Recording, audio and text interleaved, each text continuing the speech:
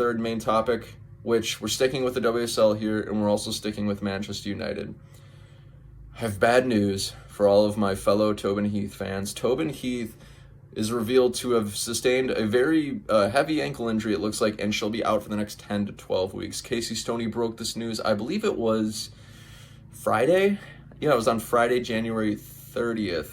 I'm sorry, January 29th. Yeah, she broke the news to the media that Tobin got scans back, she sustained an injury, and she's going to be out for an extended period of time, which is, for all of us Tobin Heath stans, for those of you who aren't a Tobin Heath stan, it's a little less painful, but for someone like me, it's heartbreaking, it's heart-wrenching. But she picked up the injury prior to the Chelsea match. I believe she picked it up during training. I don't know what happened. I don't think anybody's really said anything, but that particular week, so this is going back 2 weeks now, Tobin Heath was listed on the bench against Chelsea, and everyone's kind of scratching their heads like, what's Casey Stoney's plan here? Because she's, like I've said before, she's a masterclass tactician. This could be part of her plan, but it turned out it really wasn't. Tobin Heath did sustain an injury. She kept her in the subs just in case she felt up enough to play, but it was kind of revealed in the second half when we saw Tobin on camera wearing her Jordans, which they are fire, they're sweet shoes, that, Tobin's probably not coming in at this game. And then, of course, after the game, Casey Stoney cleared up and said, yeah, Tobin sustained an injury. Some other details as well. But then fast forward to the following week against Birmingham City, Tobin wasn't even in the squad at all. She was in the reserves, and I believe on the FA Player, the game we were watching, somebody pointed out she was wearing a boot, and it was a pretty big boot. So we're like, ooh, yeah, she probably picked up a more significant injury than we originally thought.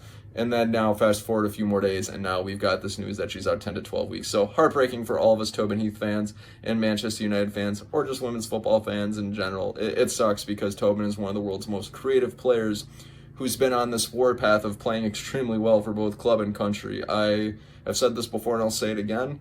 I think that she was in the running for one of the WSL Players of the Year so far, so there's no question that it's a blow to Manchester United as well. So that, with that particular injury, that puts her returning to action probably in April, sometime in April. Whether it's early or late April will depend on that 10 to 12 weeks, who knows. And I believe that's 10 to 12 weeks from when Casey Stoney made the announcement, not from when Tobin was originally injured. So there's that. So really, it's probably like a 14-week injury, which I don't know what exactly the injury is called. All I know is it's an ankle injury. I don't know if there's a particular name for it that physicians use, but that's pretty much all I really know. Like I said, it's a big bummer for Tobin and for United because Manchester United, they are at the top of the league as of right now, I believe, meaning the top two. They're not in first, they're in second, but it just sucks because you've got this partnership going with Leah Galton on the left wing and then Tobin Heath on the right wing, and they are just both so creative all over the pitch, especially in Casey Stoney's high press. So it's definitely a bummer. But it kind of begs two different questions then.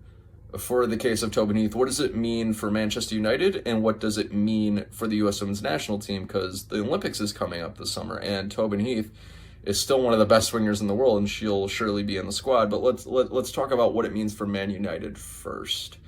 So I think for Man United, like I said, it certainly hurts not having that player who's been super creative for your club, scoring goals, providing assists, providing service, and basically leading your high press. That hurts a little bit, that's never a fun thing to lose a player of that caliber. And then plus, given the circumstances right now, United are just behind Chelsea on goal difference.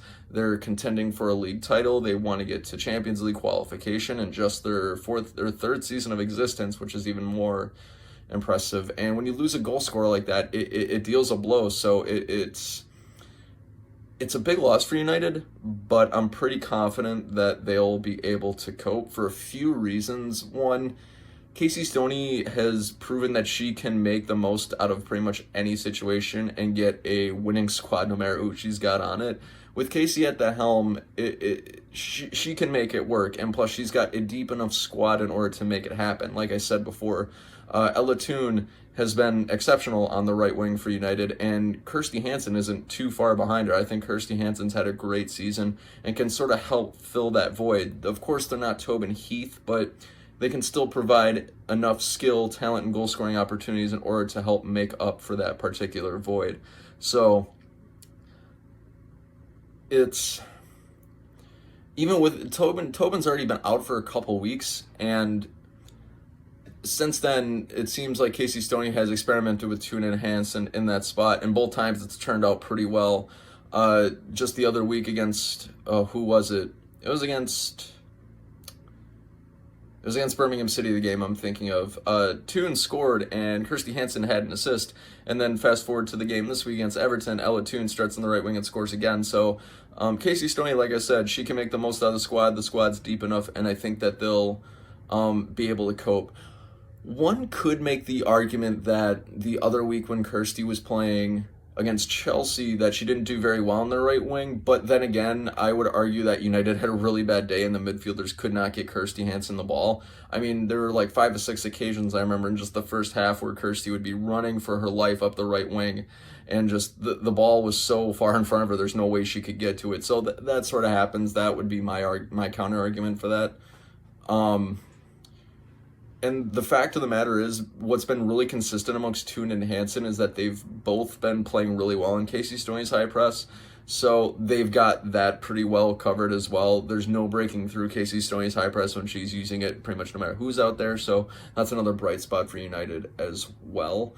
And another thing, too, is that what's really remarkable about United and their ability to cope is that you've got Toon and Lauren James, who are both typically listed as midfielders, and Casey Stoney has found a way to incorporate them into the forward line. So it's just more proof that she can stretch the squad in new ways that none of us would expect and still find a ton of success. One thing that begs the question is, I know a lot of people are saying that Kristen Press belongs on the wing and not the striking position, which I'm contentious on that, but nevertheless, it begs the question, could Casey Stoney maybe put Kristen Press on the right wing? Anything's possible. I don't know if it'd necessarily be the right call. I still think Kristen Press would be better served in the striking position, but Press has proven obviously to be a phenomenal winger in the past with the USWNT national team, and also she's proven to be a phenomenal striker with the USWNT national team. So either way, it would be just fine. It's a matter of how well Kristen Press will fit into Casey's system. And at the end of the day, still, if it all comes down to form, so if Kristen Press is playing out of her mind and Casey Stoney feels that she belongs on the right wing, she'll put her in the right wing. But I think Casey Stoney's pretty firm that Kristen Press is in fact a striker. I would, or at least the center forward, I would support the notion that she's a center forward by trade. I think it makes way more sense for her to be a center forward and play more of almost a false nine position, but that's kind of neither here nor there. It's just this sort of another piece of this puzzle that could use filling, but it's a possibility for sure.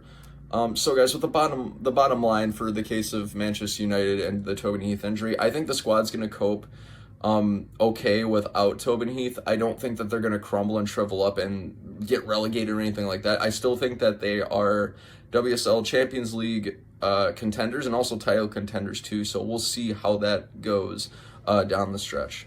But now that we've explored the Manchester United side of this injury, what about the U.S. Women's National Team side of it? Well, it's obvious that Tobin probably won't be there for the She Believes Cup since it's about 2.5-3 weeks away, which is a loss. Of course, Tobin Heath, like I've said before, is one of the most creative wingers in the entire world, and she is a great asset to any club. But the U.S. is so deep in every position up and down the field that it's not going to make them crumble and fall over. I mean, if you've got 5 players, like 5-star players that wants to the U.S. who have major injuries, then maybe, and that's maybe, that turns into a different conversation because Vlatko can do anything with any player, but with Vlatko at the helm, they should find a way to cope without an issue. They've got Lynn Williams, Kristen Press, Katarina Macario. They've got other players who are also at the helm. Mallory Pugh, if she's healthy, she hasn't been healthy in a long time. I feel bad for her, but it's a loss, much like for Manchester United. But I think the U.S. will find a way to cope, at least for the She Believes Cup too. I would say that that's the only big competition between now and the Olympics, and I think they'll do just fine, and I still have got them winning the She Believes Cup even without Tobin, which it's going to break my heart not seeing Tobin in the She Believes Cup this year, but as long as Tobin gets healthy and has a good recovery, that's all that really matters. Now, I think the bigger question out of that is, does this affect Tobin's standing for the Olympics? And I'm going to say absolutely not. This does not in any way, shape, or form affect Tobin's chances to make the Olympic team. The reason being is because before the injury, Tobin was, like I said, probably one of the WSL players of the year so far. She was playing very, very well with the national side under Vlatko, mind you. And it's not like Tobin was playing poorly before she got injured. If she was playing poorly before she got injured, maybe, and that's a big maybe it would hurt her stock a little bit, but she's proving she's still one of the world's best in the right wing position, and with this injury, it doesn't really change that. Like I've said before, talent doesn't disappear overnight. You retain that talent even when you've been hurt. So I would say overall, no, this doesn't affect Tobin's chances of making the Olympic roster at all. And then plus with her being a seasoned veteran who can really mentally handle any situation, because Tobin has seen it all with the Portland Thorns, going through this whole expansion draft and being picked up by Racing Louisville, now going over to the WSL, winning World Cups, winning Olympics, losing World Cups. I mean, the mental fortitude that she has to cope in those situations and also make the most of her chances is unparalleled, and she's got the talent to back it up. So she's still one of the first names on the team sheet for the Olympics in my mind as well, barring that she recovers by July, which I'm sure she will. All right, guys, so that's just my thoughts on the Tobin Heath's injury. Are you as bummed as I am? Feel free to jump down in the comments below and let me know your thoughts.